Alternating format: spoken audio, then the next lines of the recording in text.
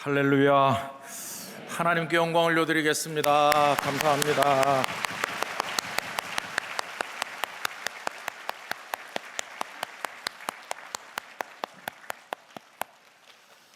우린 여기 와 있지만은 병상에 계신 성도들 참 많으시잖아요. 또 외국에 계신 우리 영락의 가족들도 계시고, 또 오늘 여기 오시긴 오셨는데 자리가 없어서 부속실에 앉은 성도들도 많으시잖아요. 그 많은 분들에게 우리가 비록 공간은 따로 있지만은 성탄의 은혜를 우리 같이 나누는 뜻에서 메리 크리스마스 할 건데 이렇게 다 하고요. 흔듭니다. 자, 인사하겠습니다. 메리 크리스마스, 메리 크리스마스, 메리 크리스마스. 네, 발음이 굉장히 좋은 어린이가 있습니다. 오늘 여기는 우리 꼬마 친구들 초등학생까지 참석했거든요. 우리 어른들이 축복의 박수를 한번 보내도록 하겠습니다. 감사합니다. 고맙습니다.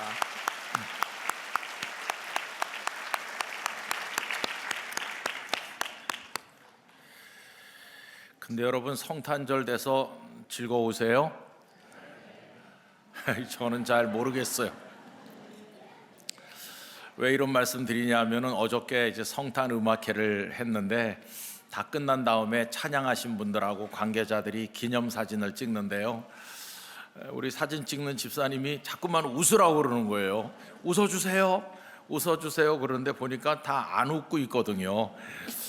그래서 입으로는 기쁘다 구주 오셨네 이렇게 하는데 얼굴은 다 굳어 있거든요.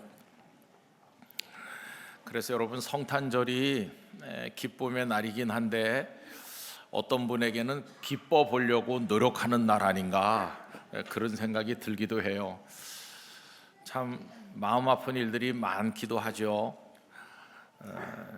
지금 러시아하고 우크라이나가 전쟁하는 지가 오래됐는데 딱 하루만 휴전하자, 성탄절에 하루만 휴전하자 그렇게 했는데도 러시아는 휴전을 거부하고 수백 대 드론과 미사일 엄청나게 쏘아대고 그렇게 했다고 그래요. 참 마음이 아프잖아요. 곳곳에 전쟁이 확장되고 또 여러 가지 기후 위기 때문에 떠도는 사람 많고요. 요 가까운 우리 북녘 동포들은 얼어붙은 땅에서 하나님도 모르고 얼마나 불쌍하게 살고 있나. 현실이 우리에게 주는 고통이 너무 커서 웃음이 나오다가 다시 또 심각해지는 게 우리들의 삶의 모습입니다. 그럼에도 불구하고 오늘 시간은 흘러서 2025년 성탄절이 되었고 하나님께서 우리들을 이 거룩한 자리에 모여서 예배할 수 있게 하셨습니다. 우리에게 성탄의 예배를 드릴 수 있도록 은혜를 주신 하나님께 영광과 찬송을 올려드리고, 우리 영락의 가족들 모두에게 성탄의 주님 놀라운 은혜와 축복으로 다가오시기를 간절히 기원합니다. 18세기 후반부터 19세기까지 살았던 슐라에르 마하라고 하는 신학자가 있습니다. 그분이 쓴 책 가운데 크리스마스 이브, 성육신에 관한 이야기, 대화, 그런 책이 있어요. 거기 보면 독일의 전형적인 중산층 가정에 크리스마스 파티가 열립니다. 가족들이 모여서 친척들, 친구들까지 초대해가지고 즐겁게 먹고 마시면서 선물을 주고받고 이렇게 지내요. 그러다가 누군가가 말합니다. 우리 이렇게 떠들썩하게 하지 말고 성탄절이 각자에게 무슨 의미가 있는지 돌아가면서 말해보자. 어린 애부터 어른까지 쭉 얘기를 해요. 근데 이야기가 점점 진지해지면서 열기가 이제 고조되는데 나중에 초대받은 손님 중에 조세프라는 사람이 늦게 도착합니다. 이 늦게 도착한 사람이 하는 이야기가 이제 그 대화의 결론이에요. 그는 이렇게 말합니다. 뭐니 해도 성탄절은 기쁨의 날이다. 그러니 이런 이야기는 이제 그만하고 기뻐해야 되는 거야. 그러니까 다 같이 경건하고 기쁨 노래를 우리 올려서 부르도록 하자. 이렇게 하면서 이야기가 끝나요. 그 슐라에르 마하는 성탄절을 어떻게 정의하느냐 하면은 거룩하고 기쁜 날, 이렇게 정의하는 거죠. 우리 영락교회 성도 여러분들에게 성탄절은 어떤 날인지 궁금합니다.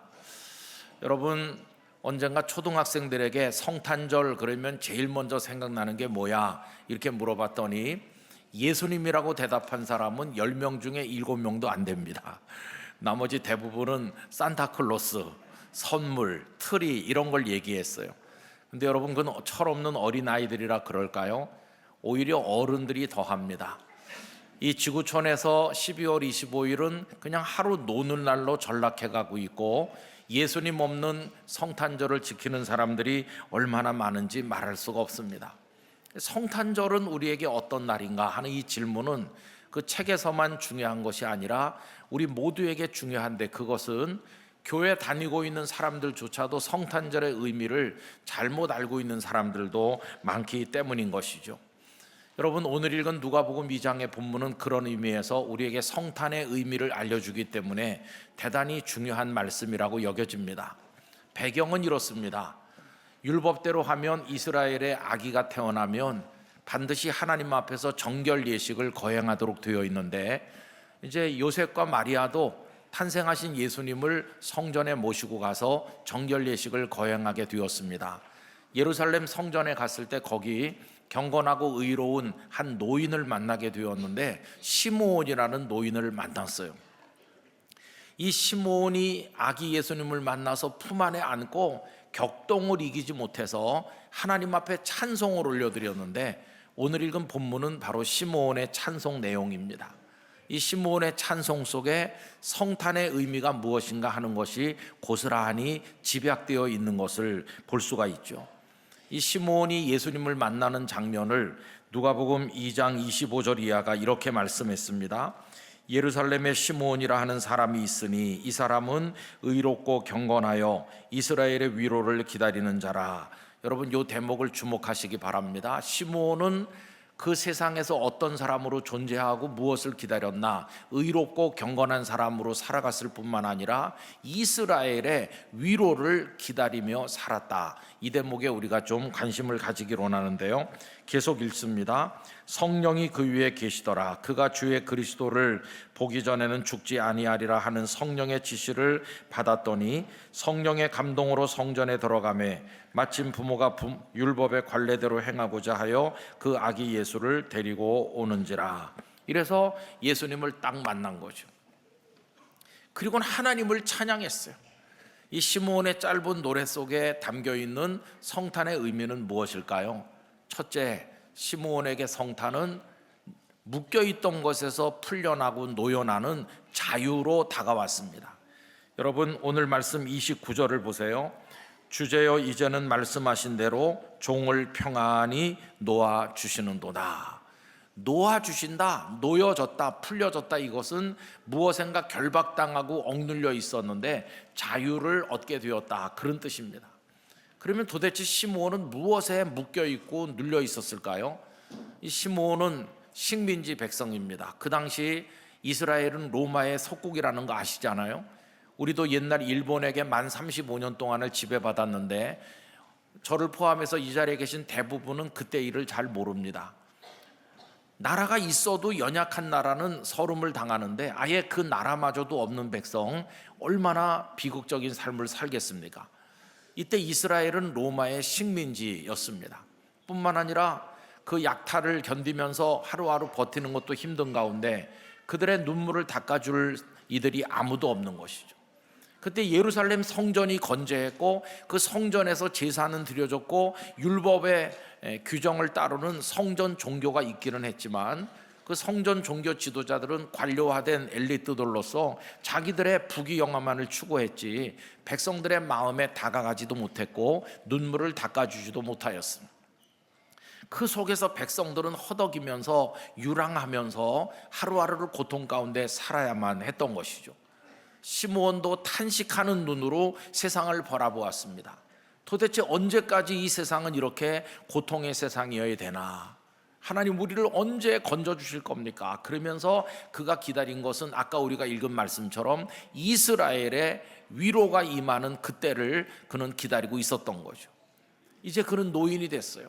오랜 세월 기다렸습니다. 그 기다림에 지쳤습니다. 숨이 차고 갈증이 너무 심해서 견딜 수 없게 되어 있었습니다. 이게 바로 시므온이 경험한 속박이고 억압이었어요. 그런데 예수님을 만난 거예요. 예수님을 품 안에 안아서 이렇게 앉는 순간 예수님의 눈망울을 보면서 예수님의 그 모습을 보는 순간 그의 영혼 속에 떨림이 일어났어요. 바로 이분이시로구나. 그래서 그의 영혼이 억압에서 벗어나는 자유를 만끽하게 됐어요. 그래서 종을 평안히 놓아주시는다, 이렇게 이야기한 것이. 여러분, 저는 오늘 예배드린 우리 영락의 성도들이 무엇인가 눌려 계시다면 자유를 얻게 되시기를 축복합니다. 우리들의 삶은 참 고단하잖아요. 하루 종일 아침 일찍 출근하셔서 저녁 늦게까지 종종걸음하시면서 하루 종일 돌아다니시다가 저녁에 집에 와서 편안해지는 때가 언제입니까? 신발을 벗을 때, 신발만 벗어도 편안해지시죠? 양말을 벗고 그 발을 물에 담글 때 얼마나 시원하세요? 그리고 겉옷이라도 벗어놓으면 얼마나 편안하세요? 여러분, 우리가 영적으로, 정신적으로, 육체적으로 삶의 여러 구조적 모순 속에서 짓눌리고 묶여서 결박당해 살고 있는데, 예수 그리스도께서 여러 차원의 그 결박으로부터 우리를 풀어주는 은혜가 있기를 간절히 기원하는 것입니다. 그래서 시므온에게 성탄은 자유라는 모습으로 다가왔어요. 두 번째로 시므온에게 성탄은 좀 더 구체적으로 말하면 구원이란 이름으로 다가왔습니다. 여러분, 오늘 말씀 30절에 보세요. 내 눈이 주의 구원을 보았사오니. 눈이 열리면서 구원을 목도하게 된 것이에요. 오늘 우리의 영의 눈이 열리기를 원합니다. 예수 그리스도 안에 있는 구원을 보게 되기를 원합니다. 시므온은 주의 구원을 본다고 이야기하게 된 것이죠. 여러분, 오늘날도 지구촌에는 많은 사람들이 고통 속에 살면서 예수님을 구원자로 믿고 있어요. 그럼 예수님은 우리에게 어떻게 구원을 주십니까? 우리가 크리스마스를 지키면서 성탄 카드를 들여다보면 카드 속에 예수님은 어린 갓난아기로 누워 계십니다. 그러나 예수님은 어린 갓난아기로 머물러 계신 분이 아니셨잖아요. 그분은 성장하셨고, 지난주일에 말씀드린 것처럼 품을 열어서 많은 사람들을 받아 안아주심으로 있을 곳이 되어주셨을 뿐만 아니라 때가 되었을 때는 골고다 언덕 십자가에 달려 그 고운 몸을 찢으시고 피를 흘려주심으로 죄 가운데 허덕이는 우리의 모든 죄를 흰 눈처럼 양털처럼 깨끗하게 씻어주셨고, 우리가 죄값으로 죽어야 될 그 자리에서 예수님 대신 형벌 받으심으로, 죽으심으로 우리의 고난을 주께서 대신 받게 되신 것이었습니다. 그뿐이 아닙니다. 주님은 무덤 속에 계시다가 죽음의 권세를 깨뜨리시고 영원한 생명으로 부활하셨습니다. 그래서 우리 앞에 생명의 길을 활짝 열어놓게 되신 것입니다.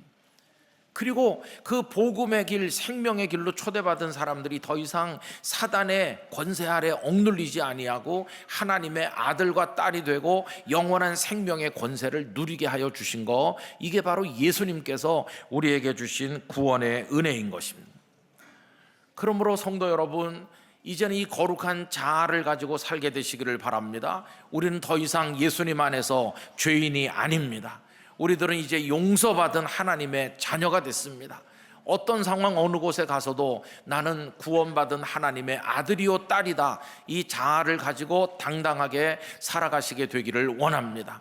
고단한 인생길을 걸어가는 동안에도 우리를 구원하신 주께서 모든 순간 우리와 함께하여 주실 것입니다.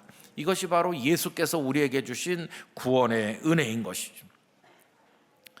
그래서 이 성탄절은 여러분 잘 생각해 보세요. 구원을 가져다 주시기 위해서 구세주가 나신 날입니다. 그런데 우리는 1년의 절기를 어떻게 지키나요? 성탄절 되면 다 기쁘다, 구주 오셨네 그래요. 그래서 다 기쁘거나 기쁘려고 노력하거나 그래요. 그러다가 이제 서너 달 지나면 이제 뭐가 올까요? 3월 달, 4월 달에는, 그때는 사순절이 오고 고난주간이 있어요. 고난주간이 되면 또 우리는 어떻게 할까요?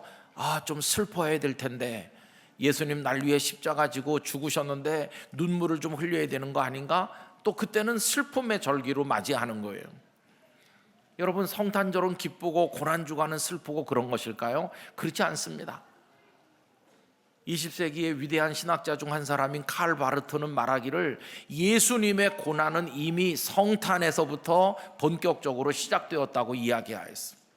왜 이렇게 말할 수 있습니까? 예수님께서 이 땅에 탄생하신 목적이 뭐냐? 죽기 위해서 오셨거든요. 십자가를 지기 위해서 오셨기 때문에 예수님의 고난은 고난 주간에만 있는 게 아니라 이미 이 땅에 탄생하는 성탄 속에 그 고난이 들어있다고 하는 것이. 그래서 여러분, 성탄절 속에서 예수님의 고난을 볼 수 있는 마음을 가져야 되는 것이죠. 이렇게 말할 수 있습니다.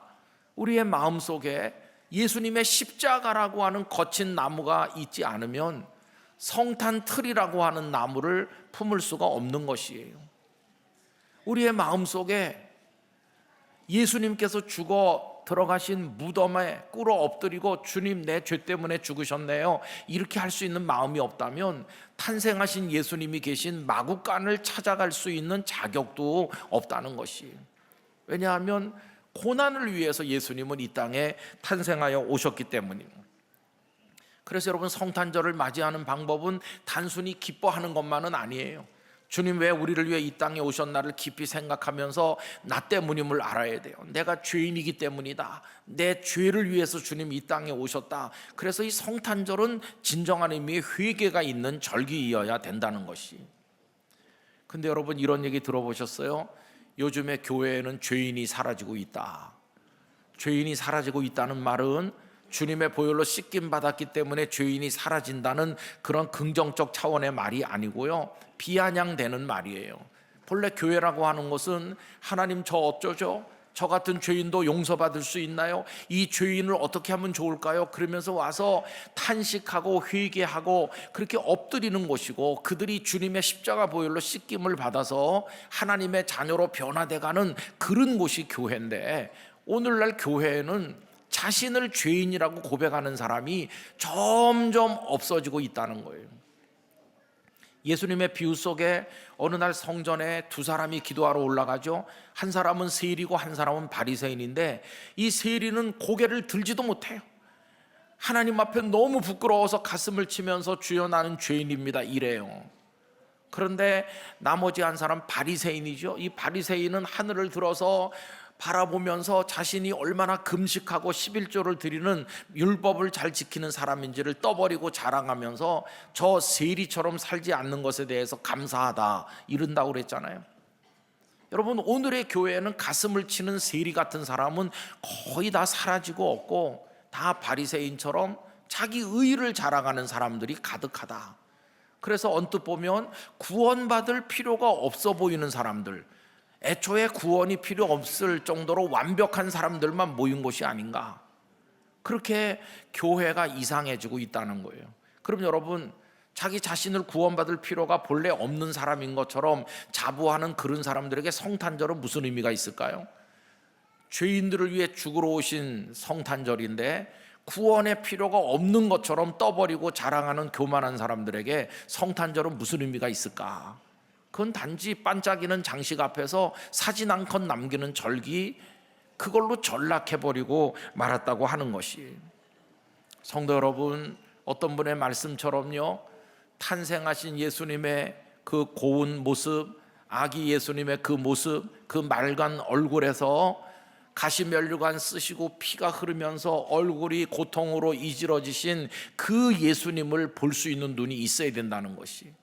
동방의 박사들과 목자들에게 경배를 받으시는 그 행복해 보이는 아기 예수님의 그 모습 속에서 뺨을 맞고 침뱉음 당하고 끌려 올라가는 예수님을 읽어낼 수 있어야, 그래서 이 성탄절에서 고난주간을 볼 수 있어야 그 성탄절의 의미를 제대로 깨닫게 된다는 것이.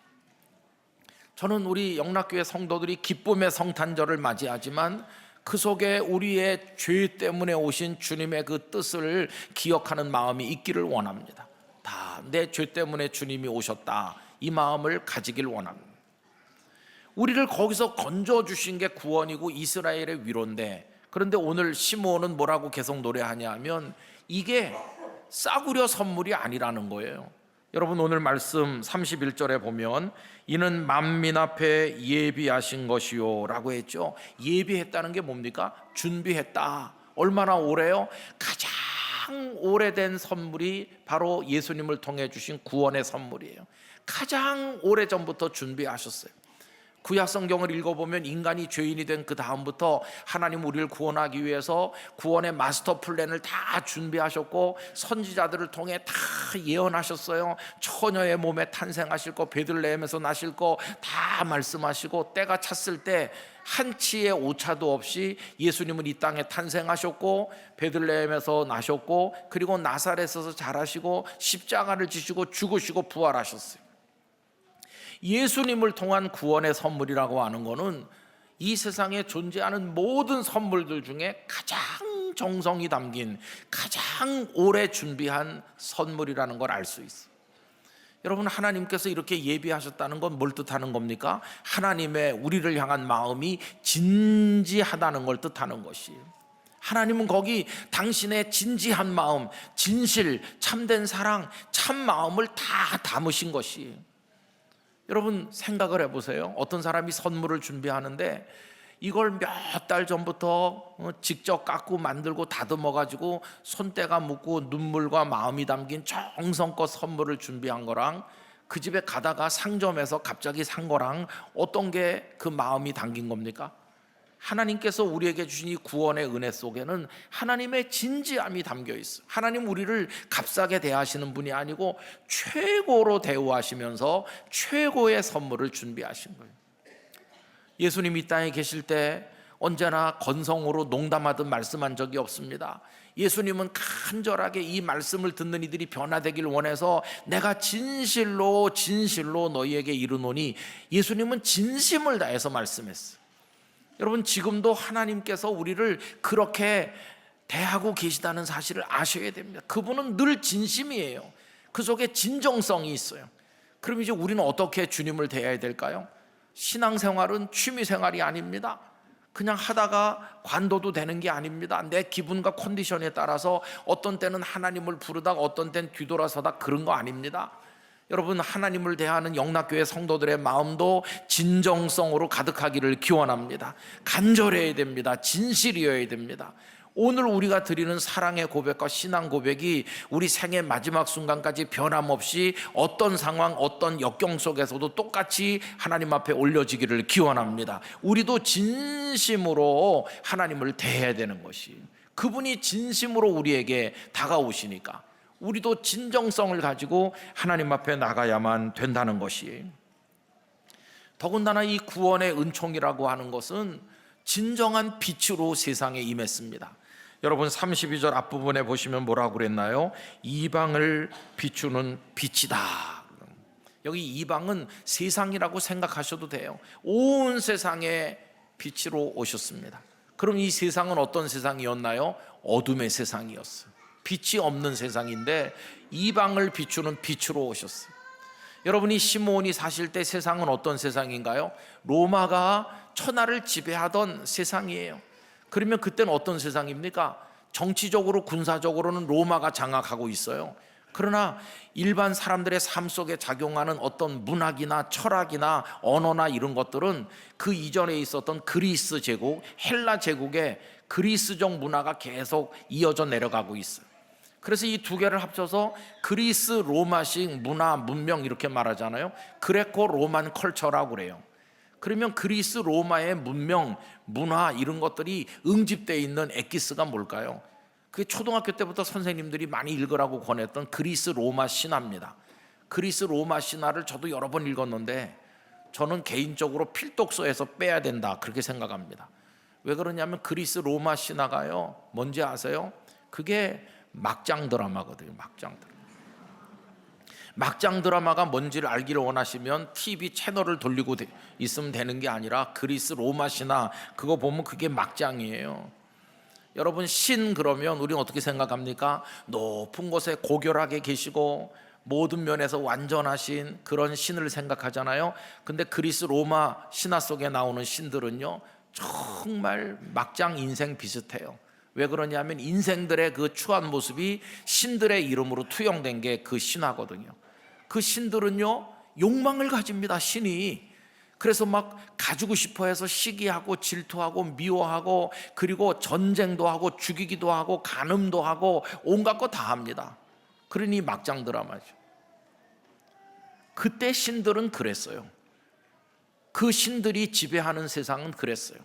로마 제국 안에 빛은 없었어요.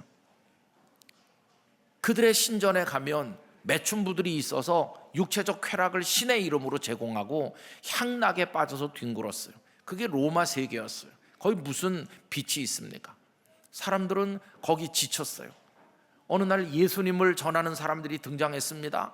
그런데 예수님을 전하는 사람들의 이야기를 들어보니까 전혀 듣도 보도 못한 이상한 이야기였어요.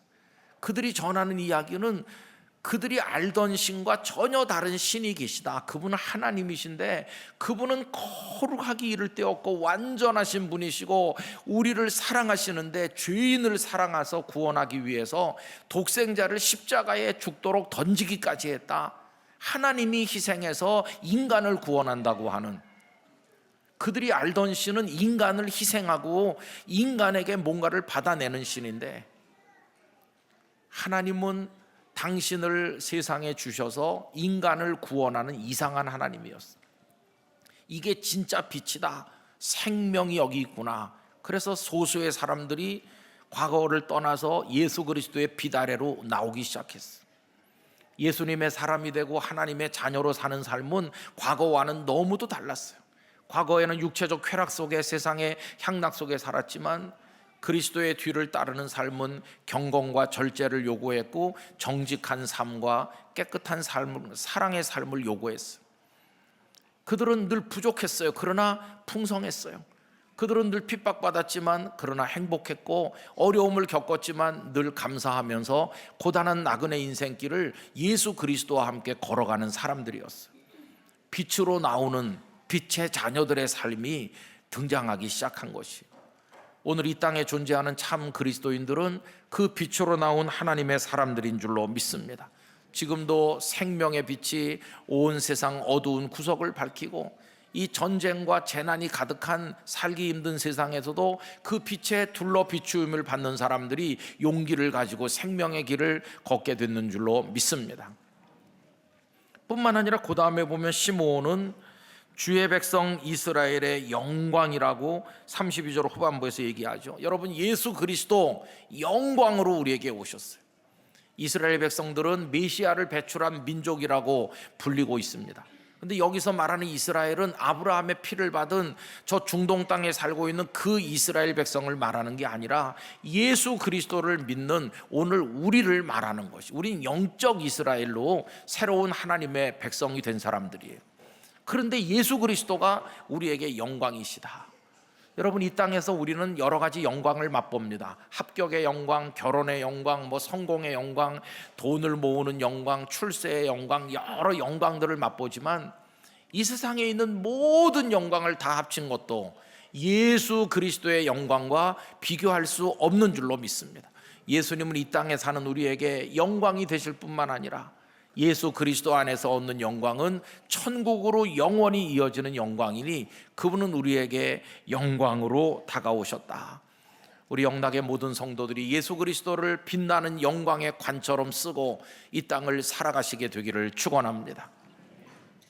이제 시므온의 성령에 충만한 찬송이 끝났어요. 그걸 옆에서 마리아도 요셉도 듣고 있었어요. 그러면 마리아와 요셉의 반응이 어떨까요? 여러분, 33절 말씀 우리 다 같이 읽어보도록 하겠습니다.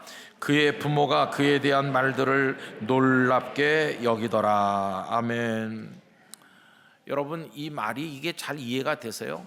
마리아와 요셉이 시므온이 하는 그 찬송의 말들을 듣고 놀랍게 여겼대요.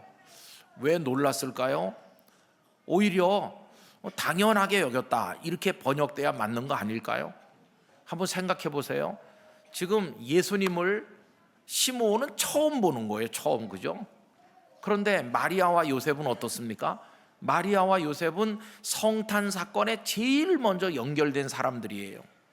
천사 가브리엘이 마리아에게 나타나서 앞으로 내가 수태하여 하나님의 아들을 낳게 될 거다, 성탄 사건에 제일 먼저 연결된 사람 마리아고, 그 다음 사람이 요셉이죠. 마리아가 배가 불러오니까 정혼자인 요셉이 당황할 때 꿈에 나타나셔서 다 알려주셨잖아요.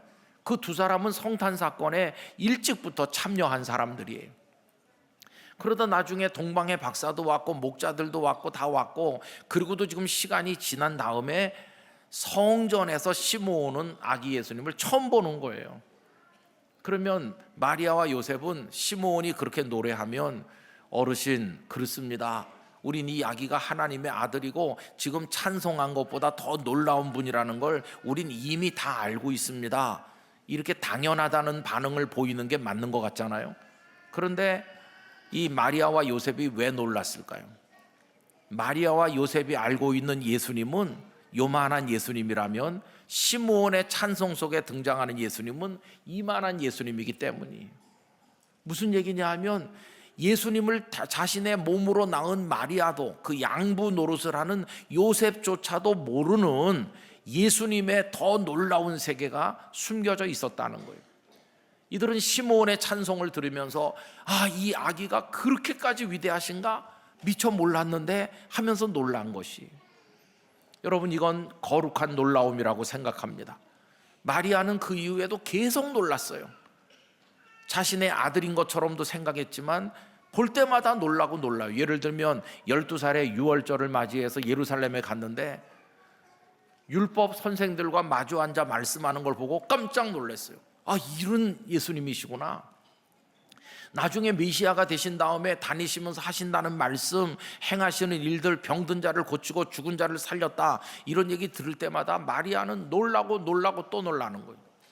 십자가에서 죽으시는 예수님을 볼 때는 충격을 받았어요. 놀라움의 그 내용이 좀 다르죠. 충격으로 다가왔어요. 그랬다가 부활하신 예수님을 볼 때는 정말 놀랐어요. 내가 낳은 아들인 줄 알았는데 이분은 이런 분이셨구나, 생명의 구주로 우리에게 오셨구나. 나중에 마리아는 어떻게 됐습니까? 다락방에 120명 모여가지고 성령의 임재를 기다릴 때 거기 한 사람으로 참여해서 하나님의 성령이 임하길 기다리는 여인으로 그 자리에 있지 않았어요. 여러분, 무슨 얘기를 말씀드리는 거냐 하면은, 마리아는 예수님을 직접 낳는 역할을 했지만 예수님을 다 알고 있었던 게 아니에요. 시간이 갈수록 놀라고 더 놀랐어요. 여러분, 예수님을 얼마나 알고 계세요? 지금 내가 알고 있는 예수님 요만큼밖에 안 될 거예요. 앞으로 저는 우리 영락교회 성도들이 예수님을 믿어가면서 예수님의 은혜, 예수님의 사랑, 예수님의 능력에 대해서 점점 더 많이 놀라는 축복을 누리시길 바랍니다.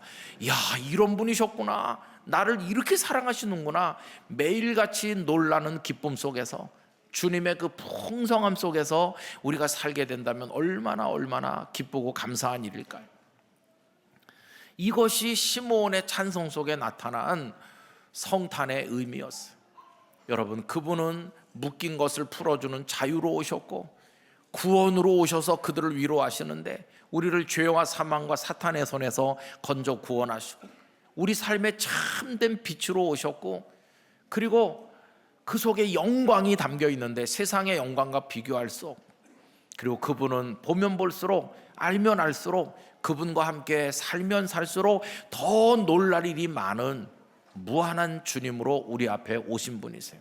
그분이 바로 예수 그리스도이세요. 그 예수 그리스도께서 성도님들 한 분 한 분을 위해서 오셨습니다.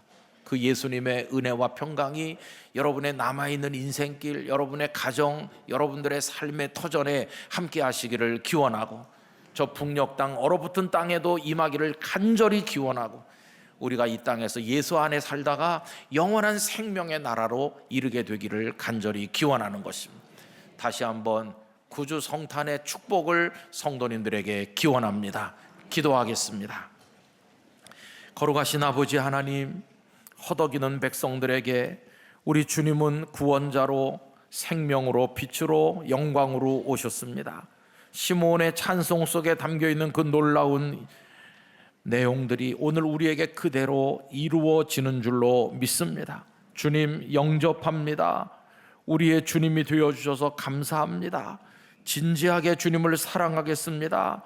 가면 갈수록 주님의 사랑에 놀라기를 원합니다. 주님을 영광으로 알고 평생 걸어가기를 원합니다. 우리의 길을 비추는 빛이 되어 주시옵소서. 주님을 사랑하고 찬양합니다. 예수님의 이름으로 기도하옵나이다. 아멘.